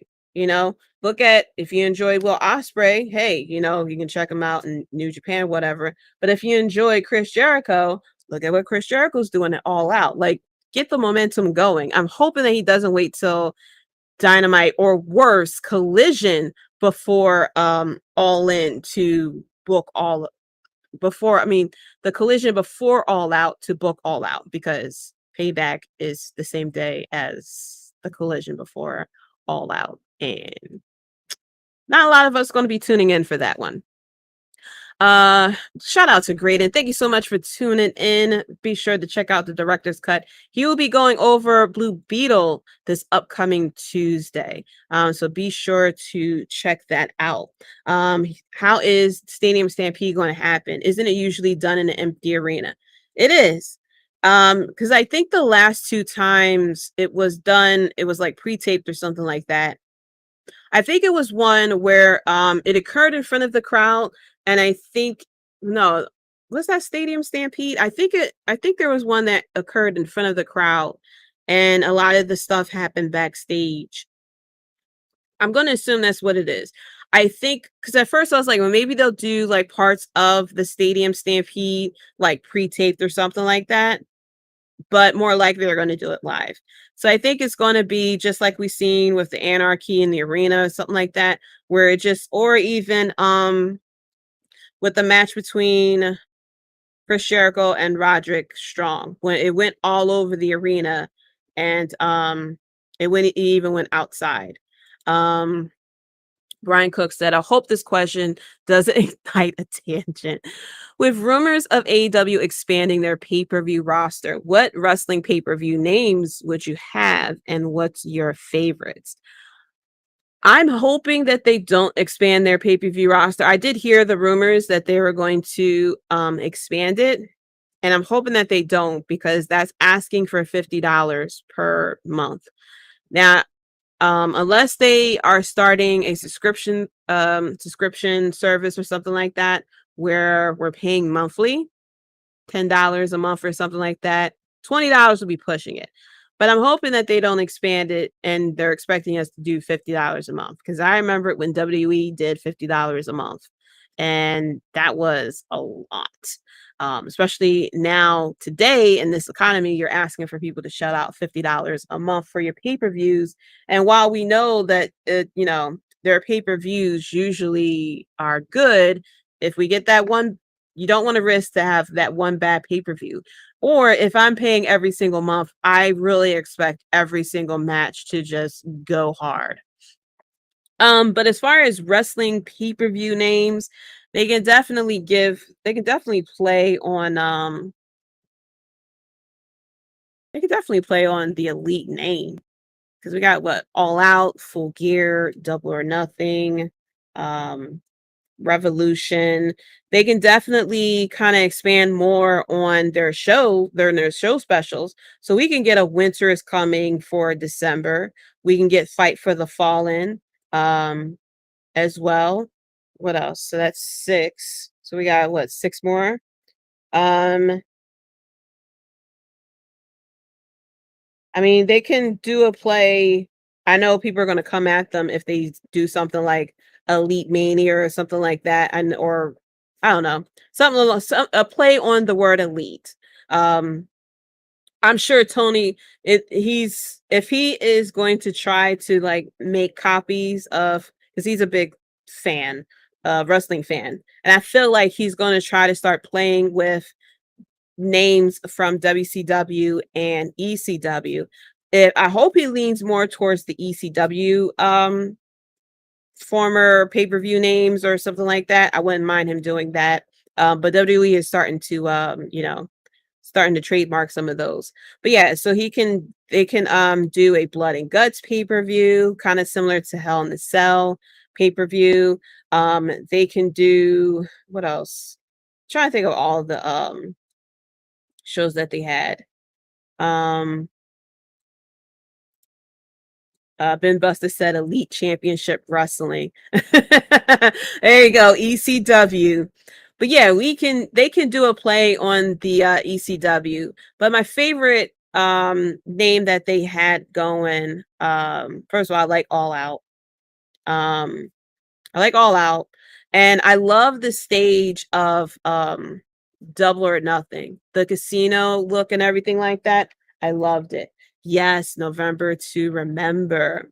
Barely Legal. WWE trademarked that, so he can't use it. But November to Remember, he's gonna have to play with that one though, because I don't think WWE trademarked it, but I am sure they're going to trademark it, or they're going to send that cease and desist letter. But he can definitely play on AEW. Brian says, shame AEW, MLW, or Impact can't use names like Heatwave during the summer because WWE has all the WCW, ECW properties. Exactly. That's why I say he can make a play on some of the names or something like that. But I like the Winter is Coming. You can do Blood and Guts, Fight for the Fallen. You can do, especially the way that he does Fight for the Fallen. Like, I really appreciate the fact that he does the charity shows and stuff like that. You can do a whole charity pay-per-view, okay? And just put on some very kind of what we had, fun matches and stuff like that. That's why I kind of gave a pass as far as I completely forgot it was Fight for the Fallen this past week. So you can do a charity pay-per-view. You can do like giveaways and stuff like that, a silent auction and stuff for that event. You can make it like a big spectacle and stuff. You can have people do, the kind of what they do anyway, where they have the signing, the meet and greets and the signings and stuff like that. You can really expand on it. They can definitely do, a horror-ish type of pay-per-views similar to Halloween Havoc. Not where like we had with WWE where everybody is dressing up and stuff like that. I mean, you can have people dress up, but nothing like too silly. AEW locker room stampede. But yeah, everyone in the chat start putting in some ideas for Tony, who I'm sure is watching right now. Of if they do expand the pay-per-view, of what names you guys would like for them to put out. Brian said on Fire Pro Wrestling World, I came up with pay-per-view names like Fire and Ice and Frostbite for the winter months. Nice. And an all-female show called Heart of Fire during November, Grit and Grind. That's some really good names. Like, he could get very creative with some of the stuff. Like, I definitely, if he does in the winter, during December or something like that, winter is coming, that would be really cool. And you can definitely use Sting as like the face for that pay-per-view. But that's a really cool wrestling names though. ECW had an event that was called NWA Title Tournament. Brian Cook said, and December end of the year pay-per-view Fireball. That Fireball is can be a summer a summer pay-per-view name. Ben Buster said TKO AEW sold out. TKO is Tony Khan order. Yeah, they could definitely get creative with some of the names out there. But like I said, I completely forgot that Fight for Fallen was this week. So they had the Texas Chainsaw Massacre match. And like I said, it was a sponsored match. Receipts went towards the charity that benefited people who were affected by the Hawaii fires. And like I said, they almost got $100,000 from it that went towards the charity. So props to them. Devin, of course, AEW acknowledge me pay-per-view. Now I gotta play it. Now I have to play it. I have to find where it's at. But I definitely got to play definitely one of my favorite clips from him. Acknowledge me.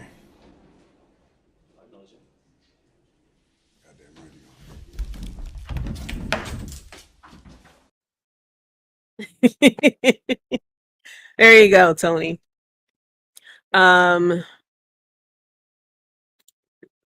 Conbury.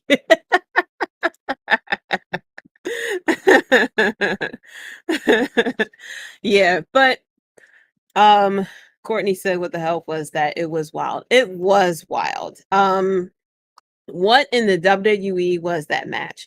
Now, I have a slight different opinion of it once I found out that it was a straight up sponsored match and they did it purposely so that the proceeds that they got from that particular match went towards the Hawaii wildfire charity. So I'm like, okay, I'm fine with that portion.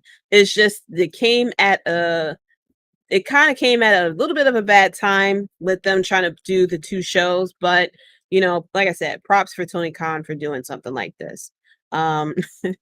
Second City Spectacular starring CM Punk as we get the AEW pay-per-view potential names coming in. But what in the WWE was that match? So I'm gonna get to why our buddy the Sin emoji is over here. So we had the Texas Chainsaw Massacre match, which I thought was promoting the movie. It was actually promoting the game that is coming out. They're doing they have the Texas Massacre game coming out. Very similar to Dead by Daylight. It's coming to all the consoles. Well, most of the consoles. I'm not interested, sure. But it's coming to the consoles very soon. And so this match was between Jeff Jarrett and Jeff Hardy, who came out wearing the Texas Massacre mask. He took it off. He was wearing a very cool face paint. Went through the crowd, and then I saw the red lights, and then I saw the weapons on the wall, and I was like, okay, this is getting WWE like. I fully expect them to start playing some horror music like we had back when The Fiend and Bray Wyatt was around. Brian says, I got a much better Chicago pay-per-view. Midway Massacre. The Living Dead pay-per-view. But I was like, what in the WWE is going on? We had a part where Jeff Jarrett was getting knocked down. Karen went to check on him, and then they poured fake blood on him. Ethan Page started doing the Jeff Hardy dance, and I'm sitting here like, this is some crazy shit. So that wasn't even the part. So the match ends up in the ring, and we had Jeff Jarrett and his people out there. And then next thing you know, we hear a chainsaw, and out comes Leatherface. And he comes out, he starts, wheeling the chainsaw around. He starts attacking people, starts chasing Karen. She goes to run away. She trips on the ramp and starts backing away as if this is a horror movie. And I was like, I don't know what the fuck is going on. I don't know what the fuck is going on. What in the WWE? I was completely tripping out about this. The reason why, I know there were some people who enjoyed it. They had fun with it. They was like, hey, it's a fun match, for charity, this, that, and the third. Graydon says, for a Halloween Havoc style pay-per-view. Halloween. You guys are getting some good ones out here in the chat. But the reason why I felt some type of way about the pay-per-view, and it's because WWE normally likes to take themselves seriously. Tony Khan himself was all about this whole pro wrestling, this, that, and the third, and everything like that. Now, I admit, and Greta mentioned this here, when I first saw the Leatherface, I was like, if that's fucking Terry Funk, I will fucking pop. I thought it was going to be revealed as someone. But no, it was not. It was Leatherface. It really wasn't, anything else to it. Midnight Mayhem pay-per-view. That's a good one. That's a good one. Yeah, I thought it was Terry Funk. I said this would have been the perfect opportunity for it to be Terry Funk or somebody. It could have been somebody revealed. I would have been a little bit more forgiving. But the reason why I thought, because Tony Khan said all this shit about how this is a war against WWE. They're all about pro wrestling. The only time you get sports entertainment is when you're dealing with JAS. The issue that I had is that match was very sports entertainment like, and it was it like fun? Like, could I have looked at it differently and say this is a fun match once in a blue moon type of situation?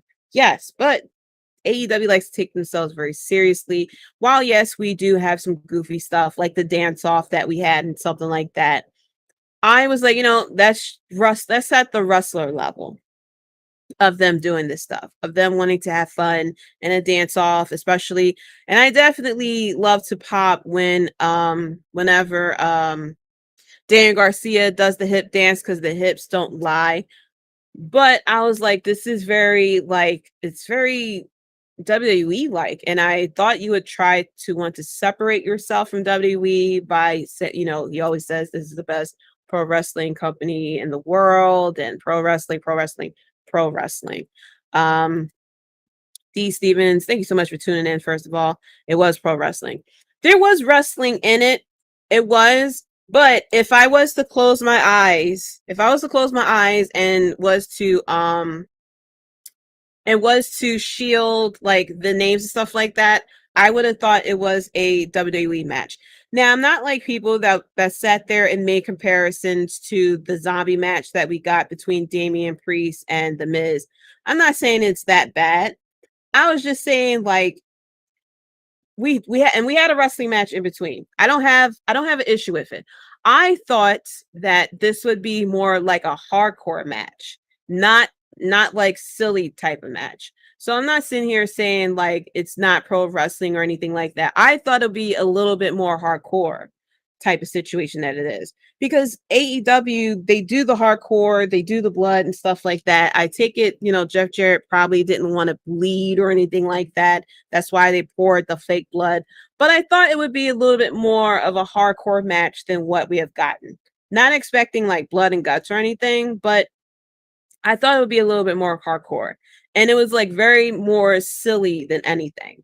Maybe that's on me. That's probably why I feel like this way, because my expectations wasn't met, that I expected it to be a bit of a more serious match than anything. But the reason why the Cinemoji was here, because I said the Cinemoji was better than that leather face. And Tim King mentioned how he mentioned the Cinnamon Toast Crunch box. And it just hit me. I was like, I just brought Cinnamon Toast Crunch. It's empty, so don't worry about anything like that. It's an empty box, so I brought it over here for the Cinemoji to be here. Cinemoji may permanently be here since people recognize it from WWE and everything like that. So it may stay there. So that's why the Cinemoji is there. But I think it more likely is on me, because when I first heard the match, I know when people heard the match, they thought it would be silly. But I actually heard the match and I thought it was going to be like more hardcore. I thought it would be more hardcore, because while the match at I forgot the name of the match that they had at the Hardy compound, that had the Firm versus the Hardys and Squad. But that was even though that had silly parts in it, it was still a crazy ass match.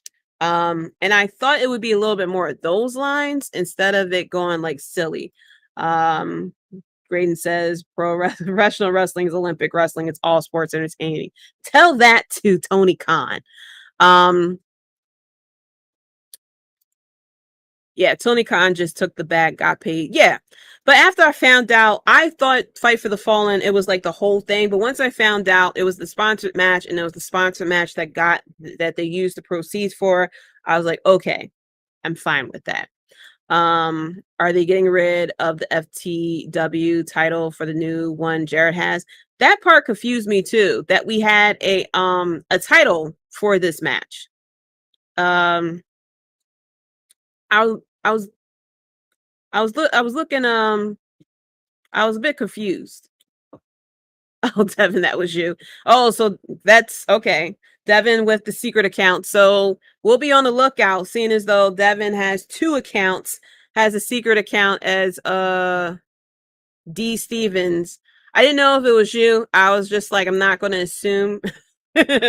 So now this is proof that Senora Stinky and TK may be the same account. Get Your said, no, I'm with you. Could have been hardcore, but it is an old man with plastic needs and dudes on relapse. That is true. I know I really shouldn't expect Jeff Jarrett to do anything completely crazy, but I don't know. I thought it wouldn't be as I didn't expect like blood and guts. I didn't expect like John Moxley type of situation, but I thought it would be a little bit more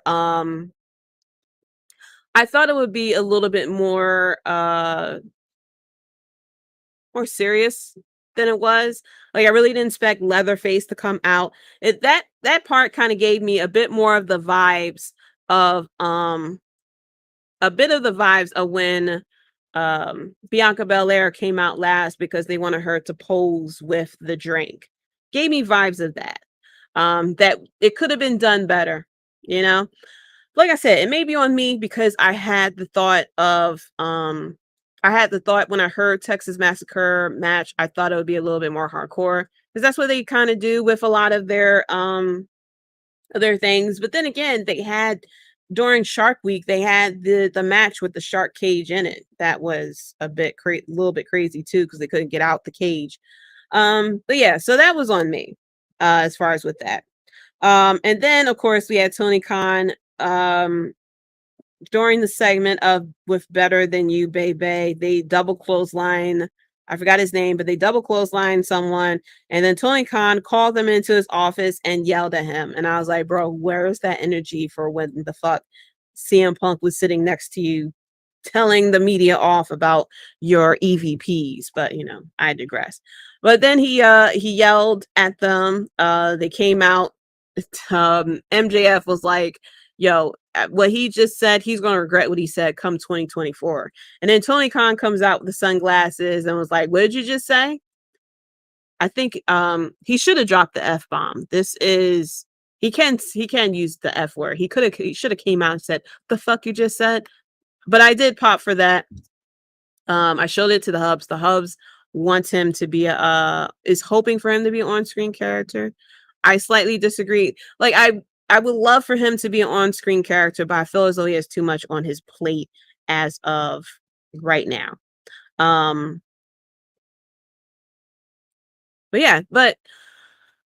that's pretty much it for as far as what I got to say about Tony Khan and the booking of All Out, All In. Kind of did not really too much of a recap of Collision and Dynamite, because I did go over Dynamite in detail yesterday with the AEW Dynamite review show, so be sure to check that out if you want to get more of that. Devin said, I already cracked the case on Senor Stinky, but I promised to protect his secret identity. Ooh, so we know who it is. We know who it is. And when he gets caught. 4K! How did they get you at 4K? And then when we find out who he is, that's what we're going to say. But yeah, that was so that's my thoughts of as far as Tony Khan and the booking of All In and All Out. And I will say that is it for that's it for the Wrestlebread podcast. So thank you guys. Shout out to the amazing chat.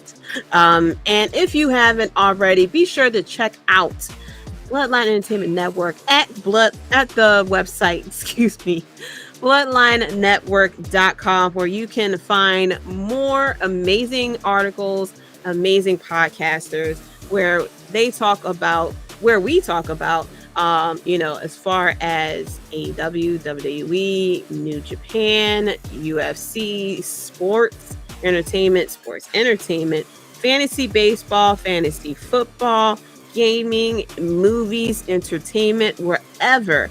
Instead of going to all these different websites, go to one website, and that is bloodlinenetwork.com. If you are watching on the YouTube, whether you are here live or the replay, be sure to like and subscribe, okay? Hit the notification bell so you can find out when a new episode of any show is coming out. Like I said, there is a whole plethora of podcasts out there. Be sure to check them out as well. And we got merchandise. So be sure to go to the website, bloodlinenetwork.com/merch for all your needs. We got everything. Well, not everything, but we got a lot.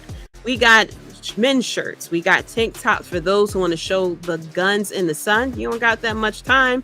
Be sure to get your tank top to show the guns. We got t-shirts for the ladies. We got v-necks for those who like to be a little saucy. We got shirts for the little ones. Get the onesies for your little ones and be acknowledged, okay? We also got beach towels. As Devin say, get your ass off that hot sand. And, we don't got that much time left as far as, beach time, but still, get yourself some beach towels. We also got more things as well. We got phone cases, we got notebooks, we got mugs. So go to bloodlinenetwork.com/merch, get your merchandise, and you can be like Roman Reigns. Acknowledge me.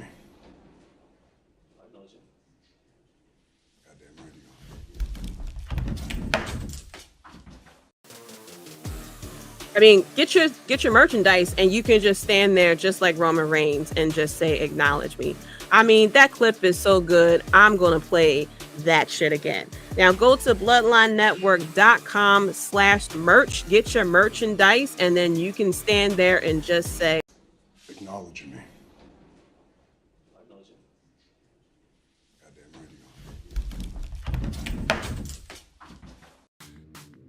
double titles and all. The titles are not included, just to let y'all be known. Y'all can go to WWE shop to get y'all titles, but be sure to check that out.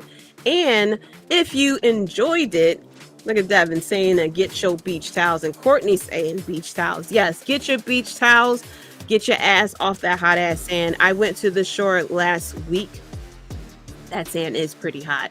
So be sure to get your beach towels and get your ass off that hot ass sand.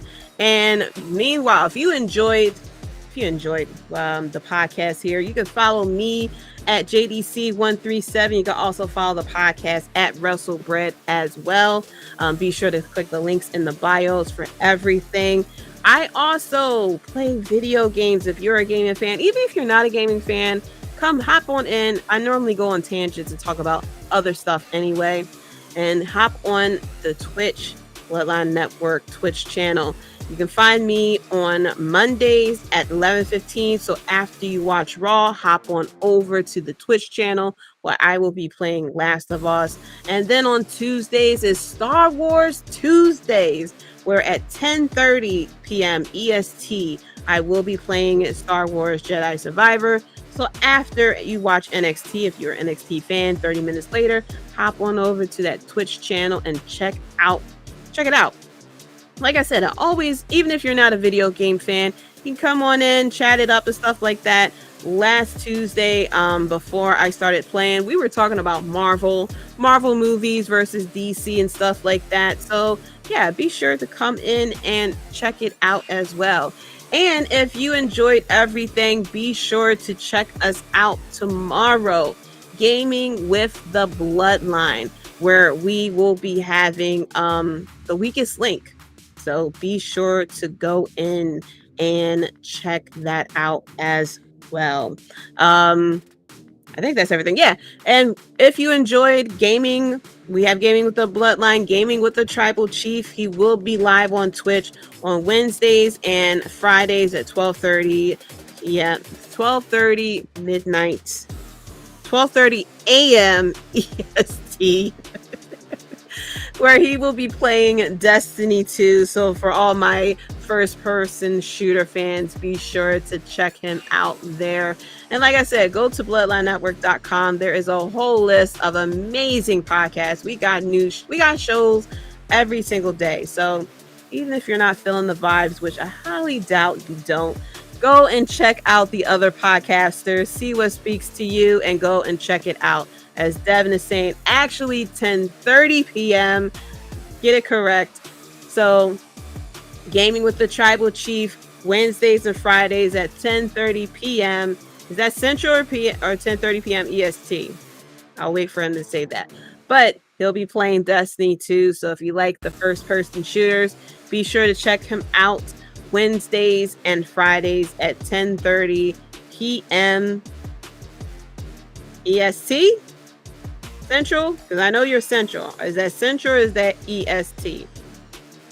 There it is. 10:30 p.m. EST.